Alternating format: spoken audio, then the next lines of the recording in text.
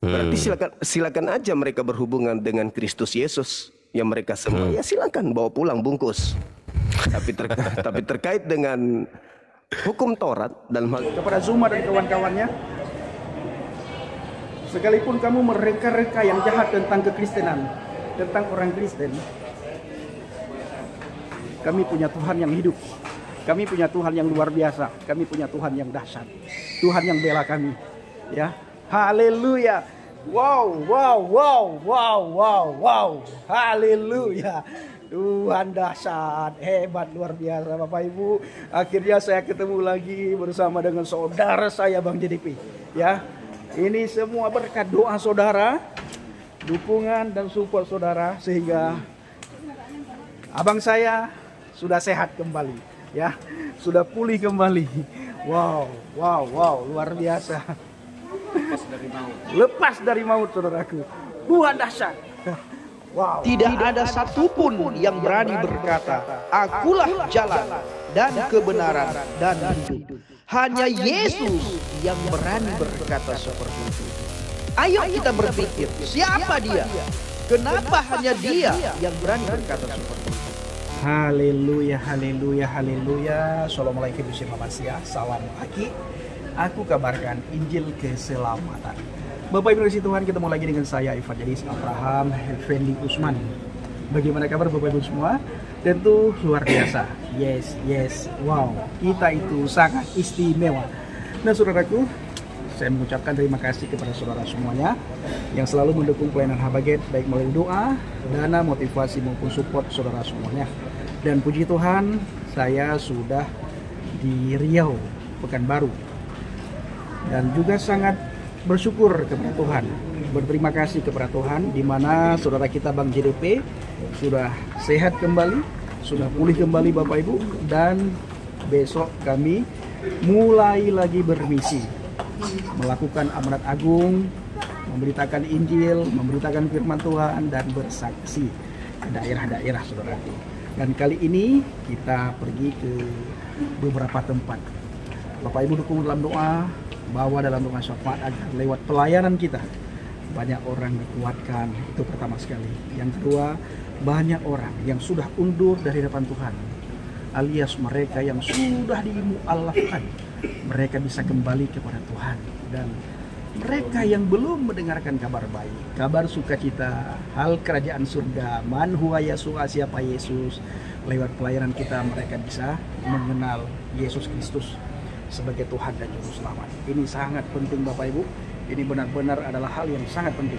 Nah saudaraku ini kasih Tuhan, para pencinta Injil Habagi, saya akan mengajak kita semuanya untuk menyaksikan sebuah cuplikan video di mana para pemujat Zumba dan Nandar Bapak Ibu, ketika mereka live di TikTok, mereka membahas Alkitab dengan tujuan dan alasan agar orang Kristen menurut mereka memahami bahwa kekristenan itu tidak punya Alkitab.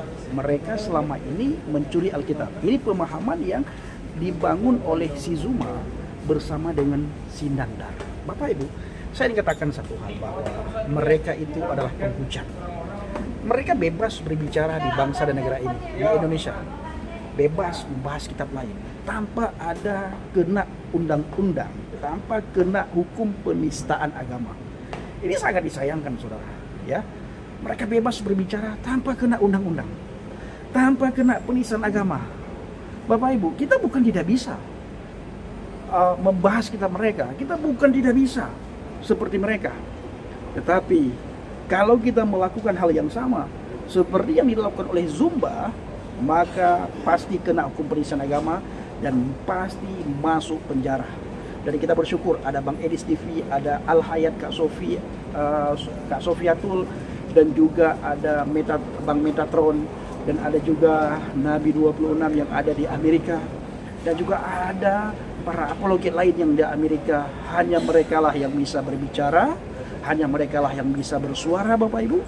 Unek-unek kita yang tinggal di Indonesia ini, kita harus tahan unek-unek kita. Biarlah mereka yang mengeluarkan unek-unek, ya, biarlah mereka dengan cara mereka membahas apa yang perlu dibahas Bapak Ibu. Makanya Bang Edis TV banyak sekali penontonnya. Ditambah lagi hari-hari ini muncul mata pisau, seorang apologet yang begitu tajam membahas, yang begitu luar biasa, yang begitu hebat Bapak Ibu, menanyakan tentang iman mereka dan membahas tentang Alkitab.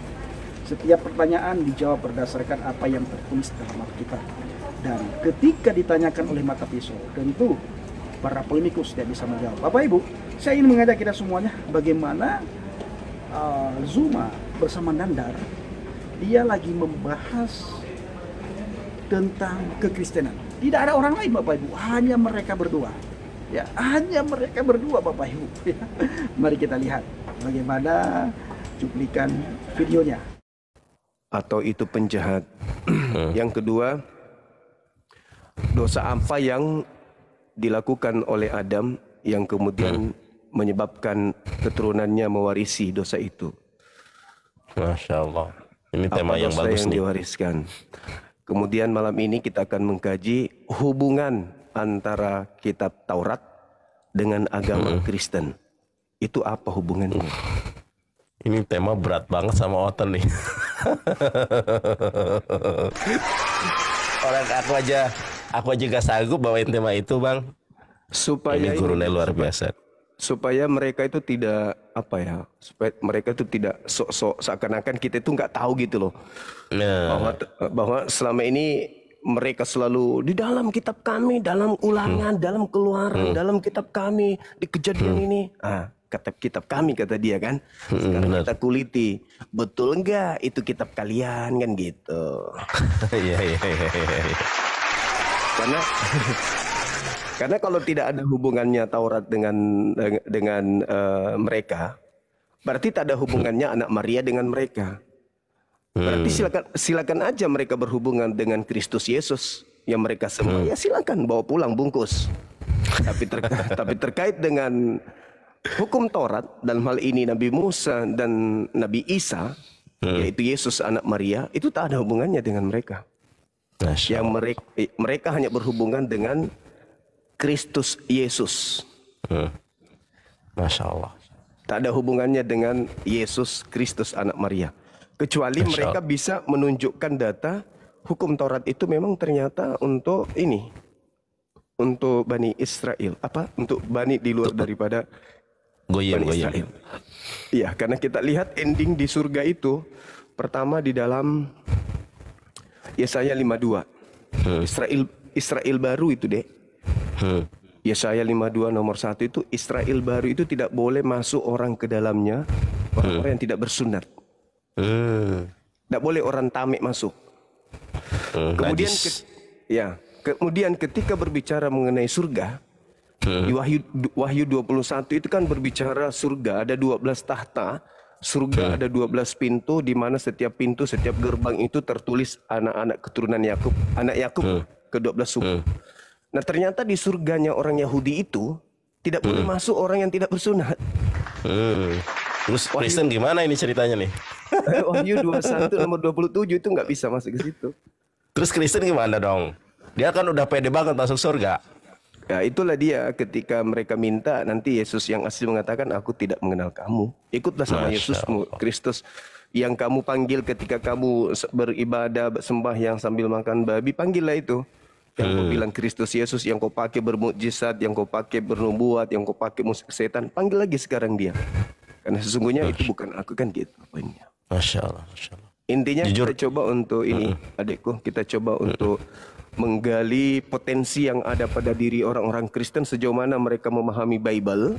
Karena yang kita tahu kan mereka disuntik tuh. Nabi Muhammad pedofil, Nabi Muhammad menikahi anak di bawah umur. Nabi Muhammad itu radikal, tukang kawin, kemudian bla bla bla. Islam menyembah batu, bla bla. Batu. Mereka sudah otak mereka itu udah dicuci duluan.